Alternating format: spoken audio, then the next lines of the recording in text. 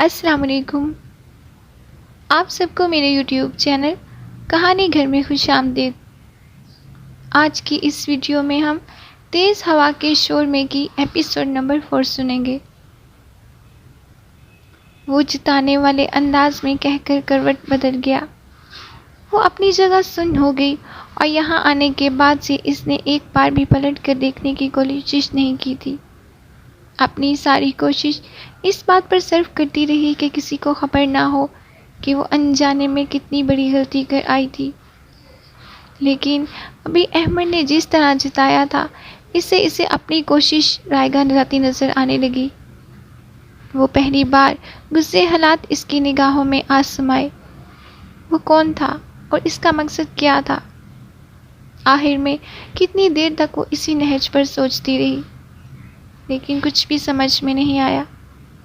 البتہ یہ ضرور جان گئی کہ جو کوئی بھی تھا اپنی شخصیت کے پر اسرار سمیت بھی اسے اندر موجود تھا۔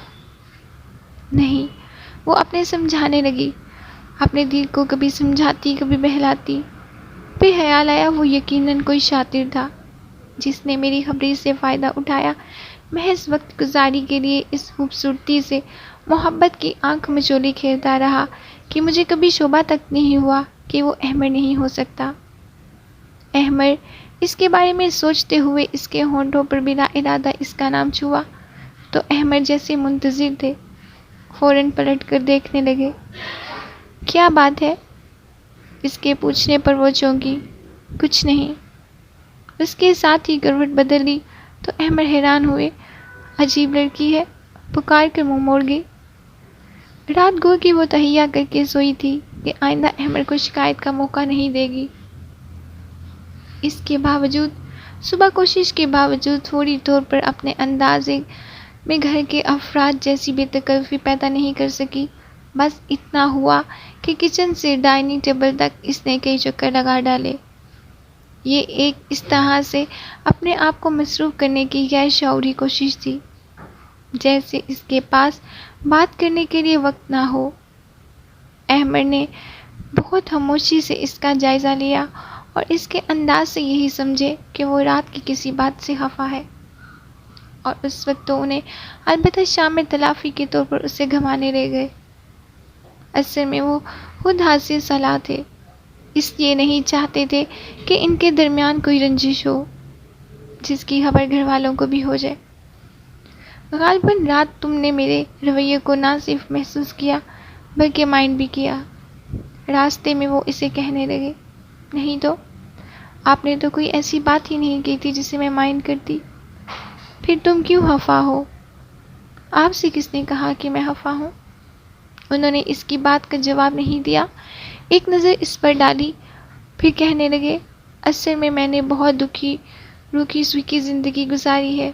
زمانہ طالب علمی میں کالج تک میری صرف کتابوں سے دوستی رہی۔ البتہ یونیورسٹی میں ہجر کے ساتھ تھوڑی سی بہت دوستی ہوئی۔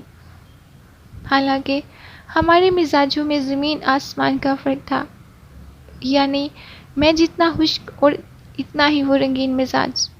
مزے کی بات یہ ہے کہ 2 سال تک رہنے کے باوجود ہم دونوں ایک دوسرے کا اثر قبول نہیں کیا۔ قدرے توقف کے بعد کہنے لگے۔ وہ اکثر مجھے سمجھانے اور پھر قائل کرنے کی کوشش کرتا تھا۔ کہتا تھا میرے ٹھہرے ہوئے مزاج کے ساتھ کوئی لڑکی زیادہ عرصہ تک سمجھوتا بھی نہیں کر سکے گی۔ اس کا کہنا تھا میری بیوی مجھ سے متفر نہیں تو میرے ساتھ خوش بھی نہیں رہے گی۔ وہ ایک دم سناٹوں میں گھر گئی، جبکہ دل زور زور سے دھڑکنے لگا تھا کہ پتہ نہیں اب آگے وہ کیا کہیں گے۔ میں نہیں جانتا جیا کہ تم میرے ساتھ خوش ہو یا نہیں، کیونکہ اب تک تمہارے کسی انداز سے کچھ ظاہر نہیں ہوا اور نہ ہی تم نے کبھی اظہار کیا۔ آپ کیا چاہتے ہیں؟ میں خوشی کا ڈھنڈورا پیٹوں، سارے شہر کو بتاؤں؟ وہ سنبھل کر بولی۔ پھر یہ کہ کم از کم اپنے سامنے تو اظہار کرو، ورنہ میں سوچنے لگتا ہوں جیسے ہجر ٹھیک کہتا ہو کہ گویا تمہارے انداز سے متفق نہیں، لیکن وہی بات کہ متفق نہیں تو خوش بھی نہیں۔ پھر اپنے آپ کو الزام رکھتے ہوئے بولے، ویسے میں خود بھی بہت اناڑی ہوں، مجھے معلوم نہیں کہ بیوی کو خوش کیسے رکھا جاتا ہے۔ آپ نہ تو اناڑی ہیں اور نہ ہی نادان۔ اس کے برعکس بات صرف اتنی سی ہے کہ ہجر کی باتیں آپ کے ذہن کے کسی گوشے میں جم کر رہ گئی ہیں، اور اب انہی کی روشنی میں آپ مجھے دیکھنے اور پرکھنے لگے ہیں۔ اس نے بہت خوبصورتی سے ان کی نفسیاتی تجزیہ کیا اور قائل ہو کر بولی، شاید تم ٹھیک کہتی ہو، شاید نہیں، یقیناً۔ پھر اس نے موضوع کو ختم کرنے کی غرض سے بولی، میں کچھ میگزین لینا چاہتی ہوں۔ ہاں ضرور۔ انہوں نے ایک بک اسٹال کے سامنے گاڑی روک دی، پھر اس سے پوچھنے لگے، میں لے آؤں؟ آپ لے آئیں، اس نے کہا تو وہ گاڑی بند کر کے اتر گئے۔ میرے خدا! اس نے گہری سانس لے کر سوچا، ابھی تو اس زندگی کی ابتدا ہے، اور ابھی سے احمد یہ سوچنے لگے ہیں کہ میں ان کے ساتھ خوش ہوں یا نہیں۔ آخر انہیں میری طرف سے یہ شبہ یا خدشہ کیوں ہے؟ جیا، اپنے نام سے اس نے چونک کر دیکھا، بس دیکھنے کی حد تک ہی اس نے زندگی کی رمق رہ گئی۔ دوسری طرف اپنی گاڑی کے شیشے سے سر نکال کر اسے پکارنے والا وہی جو پورے 1 سال تک احمر بن کر اس کے ساتھ محبت کی آنکھ مچولی کھیلتا رہا تھا۔ کیسی ہو جیا؟ جیا، اور تم کہاں چلی گئی ہو؟ میں اس روز سے مسلسل تمہیں رنگ کر رہا ہوں، لیکن تمہاری آواز سنائی نہیں دیتی۔ سنو، کل میں تمہیں فون کروں گا، پلیز میری بات سن لینا۔ اس کے ساتھ ہی وہ گاڑی بڑھا لے گیا۔ اب سامنے ٹریفک رواں دواں تھا، لیکن اس کا ذہن اس حد تک معوف ہو چکا تھا کہ وہ پھر بھی اس طرح بے حس بیٹھی رہی۔ بس یہی میگزین ہے؟ احمد آ کر بیٹھے اور اس کی گود میں میگزین ڈال کر کہنے لگے۔ وہ ایک دم چونکی نہیں، بس ذرا سا نظروں کا زاویہ بدل کر انہیں دیکھنے لگی۔ کچھ اور لینا ہے؟ انہوں نے سرسری سی نظر ڈال کر پوچھا۔ تب اس نے چونک کر پہلے اپنے اطراف پر نظر ڈالی، پھر نفی میں سر ہلا دیا۔ نہیں۔ کمال ہے، میں نے تو سنا تھا بیویاں شوہروں کی جیب خالی کرانے میں ماسٹر ہوتی ہیں۔ یہ بات آپ سے ہجر نے کہی؟ وہ بے ساختہ زور سے ہنسے۔ ہجر نے بعد میں کہی تھی، پہلے میں نے کہیں پڑھی تھی۔ پھر احتیاط سے گاڑی ریورس کرنے لگے۔ اس کے بعد شفاف سڑک پر آئے تو کہنے لگے، بہت دلچسپ آدمی ہیں ہجر، میں تمہیں ملواؤں گا ان سے۔ ہاں، اب گھر چلو گی یا تمہارے گھر چلیں؟ اگر آپ اپنی امی کی طرف جانا چاہیں تو۔ امی کی طرف؟ اس کا ذہن بھٹک گیا۔ میں کل تمہیں فون کروں گا، پلیز میری بات سن لینا۔ چلیں؟ نہیں، وہ سنبھل کر بولی، میرا مطلب ہے کل چلیں گے۔ صبح آفس جاتے ہوئے آپ مجھے وہاں چھوڑ دیجیے گا، اور پھر واپسی میں آپ کے ساتھ ہی آ جاؤں گی۔ اچھی بات ہے۔ انہوں نے گاڑی گھر جانے والے راستے پر ڈال دی۔ پھر اس کے بعد اپنے آپ کو سمجھانے کی بہت کوشش کی تھی کہ اس شخص کی بات نہیں سنی چاہیے، اور جو کوئی بھی تھا ماضی کا حصہ بن چکا ہے، اور اسے دہرانا کسی طرح بھی مناسب نہیں ہے۔ اس خیال سے بھی اپنا دامن پکڑا کہ اگر احمد کو کسی بات کی خبر ہوگی تو اس کی ازواجی زندگی متاثر ہو سکتی ہے۔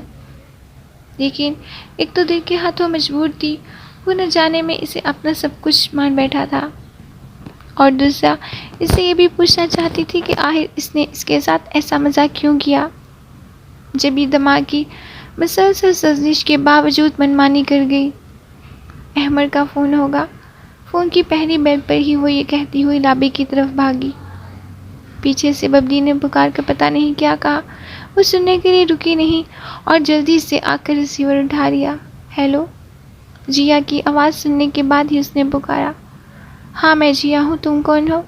احمد، وہ اطمینان سے بولا۔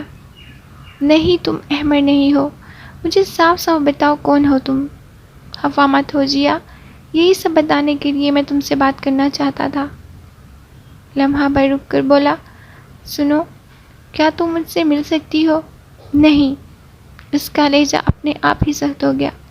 پلیز جیا، انکار مت کرو، بس ایک بار مجھ سے مل لو، میں تمہیں ہر بات صاف صاف بتانا چاہتا ہوں۔ وہ منت سے بولا، یہ ممکن نہیں، تمہیں جو کہنا ہے ابھی کہو۔ تم مجھے غلط تو نہیں سمجھو گی نا؟ ان باتوں کو چھوڑو اور اصل بات کرو۔ اصل بات؟ اس کا لہجہ سوچتا ہوا سا تھا۔ کچھ دیر خاموش رہنے کے بعد کہنے لگا، یہ کہانی وہیں سے شروع ہوئی تھی جیا، جب تم نے مجھ سے احمر کے بارے میں پوچھا تھا اور میں نے محض شرارتاً کہا تھا کہ میں ہی احمر ہوں۔ میرا خیال تھا کہ تم میری بات کا برا مانتے ہوئے مجھے برا بھلا کہو گی، لیکن اس کے برعکس جب تم نے مجھے احمر تسلیم کر لیا تو جہاں مجھے حیرت ہوئی وہاں میں یہ بھی جان گیا کہ تم اس شخص کے صرف نام کی حد تک واقف ہو۔ پھر جس طرح تمہاری آنکھیں لمحہ بھر کو چمکی اور تم گھبراہٹ کر پلٹ گئی تو یقین کرو اس وقت مجھے اپنے آپ پر افسوس ہوا کہ میں احمر کیوں نہیں ہوں۔ اور وہ میں یہ ساری باتیں نہیں سننا چاہتی، وہ ڈوک ٹوک بولی۔